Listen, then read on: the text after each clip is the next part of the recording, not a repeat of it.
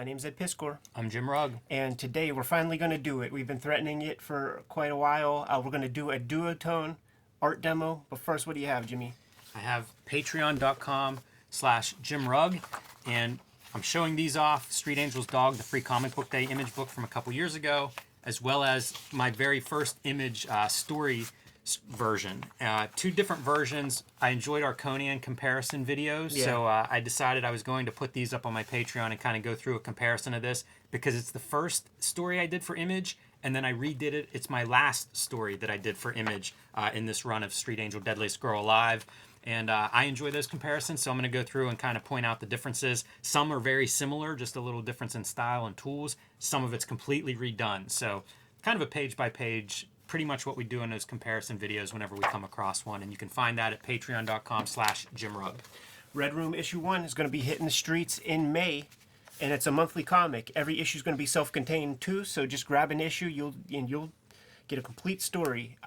Pre-order Red Room issue number 1 through Fantagraphics. Thousands of people have done so already, to my amazement, astonishment, and great thanks. If you want to read these issues before you grab the paper edition, you can hit up the Patreon, patreon.com/Ed Piscor. $3 gets you the complete archive. I put new pages up every Tuesday, and there are 2 issues up there right now as of this recording. But once again, thanks everybody who's been pre-ordering the Red Room comics. And the art style of Red Room is indicative of those 90s kind of outlaw comics that would use this arcane and long extinct art process of DUOSHADE artboards. It's a very thick, very good quality Bristol. Like, it was a pleasure to ink on. And yeah, you can see here 3-ply Bristol, which is pretty standard, kind of that medium weight. I think you can get Bristol a little bit lighter, a little bit thicker, but this, I found it good to ink on. That's the stage we're at this so far, because I've never used this before. Yes.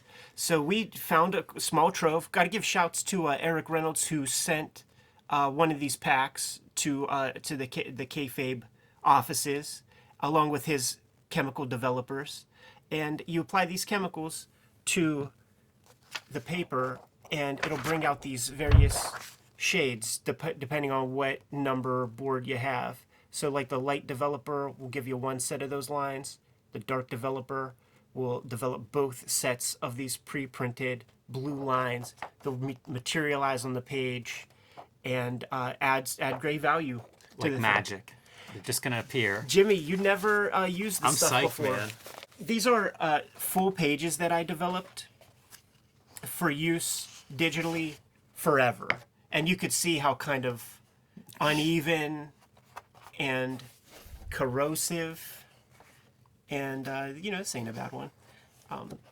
But it's a very weird, non-archival. Yeah, that's for sure.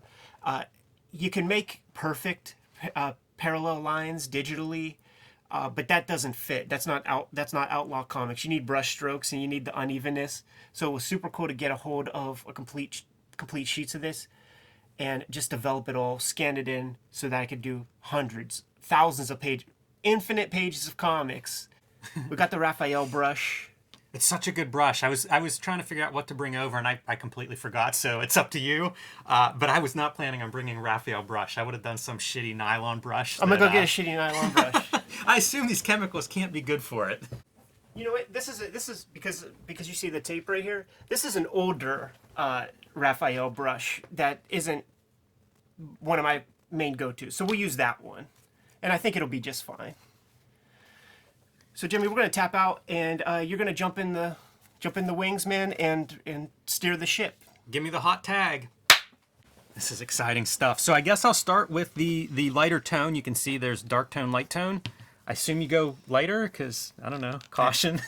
Maybe if you can even open these. Have fun. We should have kayfabe opened these before we got on camera, Ed. Holy cow, talk about the corrosion. Yeah, this one is able to open. Maybe that's the one I'll start with then.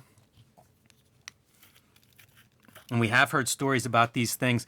You talked about they go bad, they crystallize. Yeah. And, you can see some of that crystallization forming on there. So I think it's still probably good, hopefully. It's still liquid. Yeah. All right, start in the corner somewhere, right? Yeah, make sure that's on Test cam. it out. People are gonna flip. You're gonna like look at that. How cool is that, right? Load up my brush. Yeah, it's real strange. It kind of it takes a second to appear. Yeah, but then it's like magic ink or It invisible is. ink. It's exactly. I wonder if the chemicals are similar. I used to have those things as a kid. You would get them in like a like a dollar store. They come with maybe a marker or something, and whenever you rub it over, it would reveal something. And you This see, feels very similar. and you see, you get those brush strokes in there. Yeah, it's neat to see how that you could draw a lot with this. You could feather. Yeah. I've probably gone too simple in my design because I don't really have anything quite like that, but I do have her hair, so maybe I'll do some stuff in there. Yeah, because I think you might be using just the dark. I can't get this thing open either. Do you still have any of those chemicals? I do. Man, it darkens up real fast. That's neat. That's really cool. Is it showing up on screen well? Yeah, it looks great. I love how you can actually do some feathering with it. You could do very sharp lines if you, if you tried. When we look at those Michael Zulli Teenage Mutant Ninja Turtles, he's spattering with the duotone chemicals. Yeah, that's Yeah. really interesting. Now, we've heard bad things, and we've also propagated bad information. Like, we propagated the hazardousness of these chemicals. As far as I know, it's all anecdotal. Like, I was doing some research, and I didn't find one article or anything anywhere that said that these materials are carcinogenic, which is something that we might even get comments about from some of the old timers. Oh, you get cancer. So if you find this stuff, use at your own risk. But it could just be an urban legend. Yeah, I was picturing gas masks, like Breaking Bad kind of serious filter. If you're cooking meth or you're using DUOSHADE. It's one of those things like we have over hundreds of thousands of years, tens of thousands of years, these built-in instincts of like, you have a severe smell, go away from that. And this one in particular, the dark developer, which is what you're using right now, if you want to pull the cam down at that, this is the one that stinks the worst. I am not noticing too much of a smell yet. Yeah. And I'm kind of close. It's a It little is bit right under underneath your my nose. nose. Yeah, if it's bad to be inhaling it, I suppose I'm doing some damage. Yeah, wow. This is neat stuff. I can see how you could really enjoy drawing with this Yeah. and doing more. Once you start using it, I'm sure you start thinking of different ideas of... Because I was trying to figure out whenever I came up with this image of stuff, where I could apply this. I thought about, do the swords cast a shadow on the lettering? Like, is that part of the wall behind her? You could do some cool like blade shadows of just like hatch lines or feathered lines. And we did a video showing off some examples of this stuff. And the one that everybody mentioned that we forgot is the first Alien series by Dark Horse, which is a really good example of this. But if you start looking and you find comics that use this, there's tons of creative stuff that people are doing. Teenage Mutant Ninja Turtles, obviously, the big one in my mind, but you can see them doing all kinds of hatching and like dabbing of edges and feathers and stuff for this. Yeah. At the end screen of this video, there will be a link to a duotone overview that we've done and a couple of other videos to kind of show off this technique. As of this recording, last week, we posted a video about duotone and showed off examples. And so many people were like, thank you so much. Had no idea how that was ever achieved. I always thought it was like a screen. And it's so cool to finally know what the heck it was. Yeah, we've had that conversation, especially whenever I was younger. I would see those comics and just have no clue. Yeah, it's funny, all of these archaic kind of tools that just... if you're 25 making comics, you're like, what the hell is that? Right. And you're probably right. This was also expensive. Yes. I noticed the stuff that the envelope that I pulled this out of had a price tag on it. You get 4 sheets this size. This is about 8.5 by 11, yeah. almost exactly. And it was $10 was the price tag on it for 4 sheets of this, half comic book page size. Yeah, a very little company out of Cleveland, Ohio made this stuff. can't imagine. Well, for a time, I would say almost every editorial cartoonist. But then think about, what does that mean? You know, a couple hundred guys maybe were using this stuff Yeah, it's in true. our lifetime.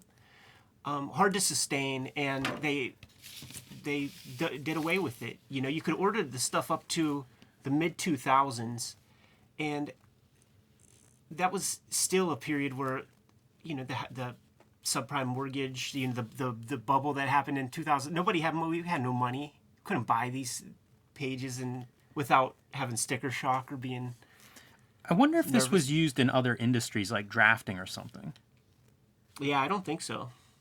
Yeah, you're hard pressed if your art supply is only used in comics. I think you're hard pressed to sell enough of it to make that work, especially these days. Buy your Ames guides now. Yeah, by all means. Putting in all the mortar. Yeah, it's cool. Yeah, I'm bummed if we can't get a light version to work. You know, I had the bricks laid out. Yeah. I was trying to figure out, like, where do you put it? But Let me try to get this, man. Because these liquids are as rare as, like, gasoline in a Mad Max flick and stuff, so we got to try to make it all work. this is kind of neat. You can see this is where I started my sample, and it's a darker spot there, but also the inconsistency of, I don't know if it's the chemicals on the paper or the chemicals I'm putting down if they're not as thick, but some of the pages that were exposed that Ed showed in the beginning, and you could see very uneven coverage. I'm starting to see it now in these places where there's a lot of the chemical exposure, and yet very uneven in how those lines are showing up. I'll scan this, whenever I get home, which will give another indicator of how does this look in black and white. Yeah. When we were digging through the, try to find sample comics, one of the things that stood out to me was it almost looked like it was like fake, like digital. Yeah. Because in print, it really is sharp. When you see the artist edition of Teenage Mutant Ninja Turtles, it's all these browns and everything, brush strokes are visible. But in print, it's just like very hard black and white. Did you get it? No, that's mine. You could use it. Oh, cool. All right. So we have some light chemical. I'm going to switch to that. Quick dip in the water for the brush. Yeah, get the dark developer out of there. Because if there's any on that brush, man, it's going to develop. Leave that for you. So I imagine that this is a kind of, you don't have any specific plans for this image, but if it turns out, like, will you use it somehow? If I can think of something fun to do with it, I will. But I don't have anything specific. I was just trying to think of something that would look good and give me some, some different textures and things to do. So you can see I'm doing some of the lighter stuff in the hair. So her hair would end up having white highlights, light screen highlights, and then the dark screen highlights. If this all works, it's interesting that the light exposure looks pretty dark to my eye. So I don't know how light it looks on screen. And again, I will scan this and I'll send it to you, Ed, so we can put it, put like the finished piece on the video. Yeah. Because I have a feeling that lighter, it'll look very different if you scan it and it's black and white. Yeah. All right. Gonna get into her face a little bit here with this stuff. Yeah, this is where the magic happens, man. Yeah, it's Bring some really life neat. into her face. A little bit of the I'm going full on image shadows, right? The face. Oh yeah, the little brow, the bridge. Yeah, and you can see the feathering there showing up, like the uneven top part. Yeah, the other piece that you could do is like hit it with some white and like cut even more hatching and stuff into it. I thought about bringing white, and then it was like, well, how much drawing are we doing here? Let's have fun. It's all good.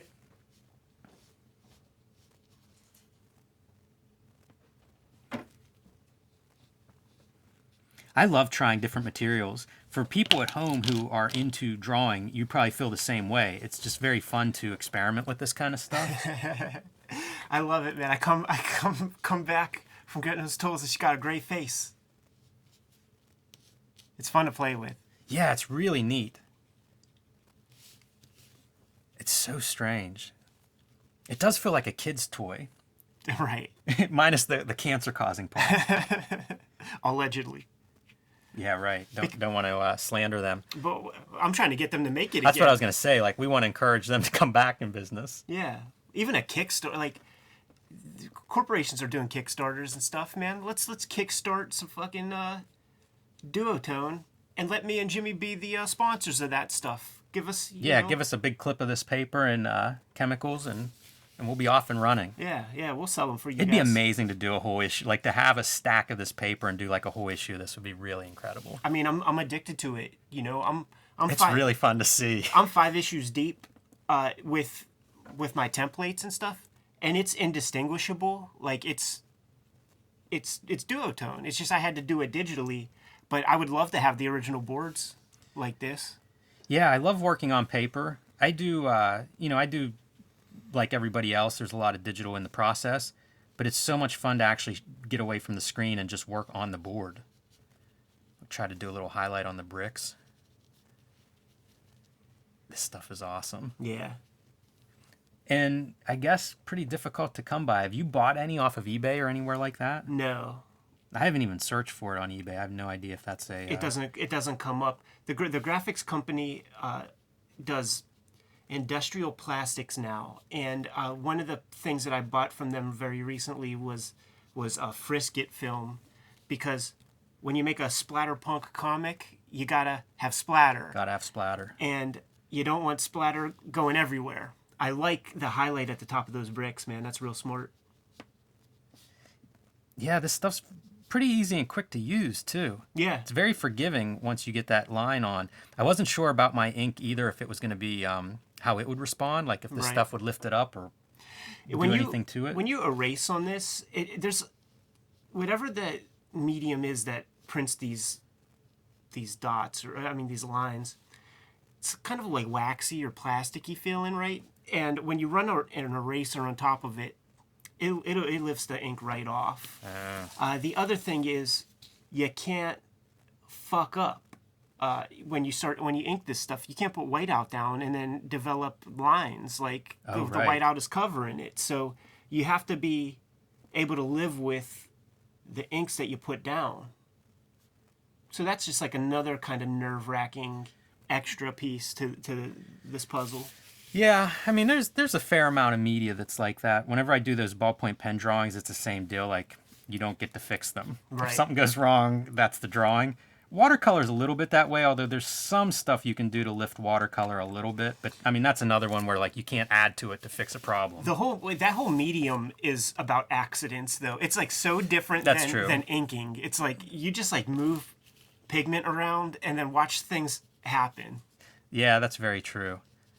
I kind of like I like media that's like that, but maybe when other people use it. Sure. Like with Bill Sienkiewicz, you can always see those kinds of organic qualities in his stuff. Yeah, just watch him. He does a lot of demo videos on YouTube, visiting different schools and stuff. And there's always that point where you watch him and you're like, well, what the fuck are you going to do with that? And then 5 minutes later, it's just like beautiful, perfect painting. Oh man, this makes me want to do some more black and white Street Angel. Yeah. Like a real 80s kind of black and white Tim Truman kind of adventure story with her. I'm into it, man. Like the texture is incredible. It's so rich. That's another thing that's really gone away with digital is you have to kind of work to get some texture to show up in a digital image because it's so perfect. You know, it's almost like plastic. Yeah. This stuff is just rich with texture. You know, it's a little bit uneven. Yes. You know, especially in the original art form. I'm curious to scan this and see what it looks like. Not even just cleaned up, but just like, how does this translate to a black and white scan? Yeah, right. Yeah, it's exactly why I developed that whole sheet of tones rather than just do like an 8-page comic or a 6-page comic and have the tones on there. Looks great, right? That's really fun, man. That's really fun. Wow.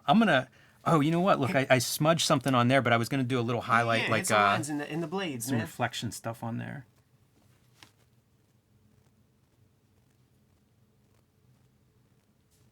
Yeah, you can see kind of like whenever you do a line, you know, like you're inking or something. So neat. Yeah, and then you think about those Roy Cranes where he's drawing backgrounds, buildings and stuff in the duotone. Yeah. Real fun, Ed. Yeah, it's so This is a good idea. And Eric Reynolds, man, thanks again for sending this. Yeah, and I'm going to thank Greg Benton for sending the chemicals that I have, hooked me up with those some years back.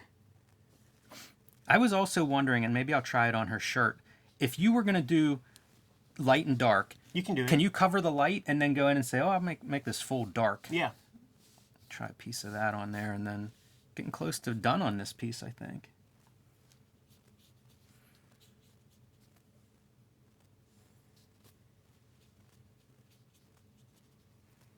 Now Looks real good, Jimmy. I'm on the search for more of this stuff now, Ed. Oh, I know.